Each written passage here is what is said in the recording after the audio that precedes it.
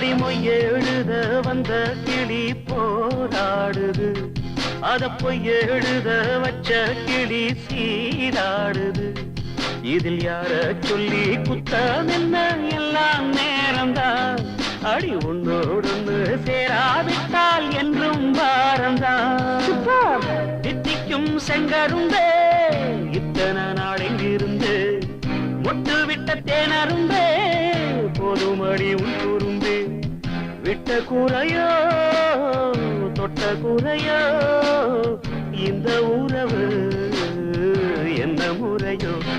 ஒரு தோல கிளி சோடி தன்ன தேடுது தேடுது மானே, அது திக்க விட்டு திசைய விட்டு நிக்குது நிக்குது முன்னே.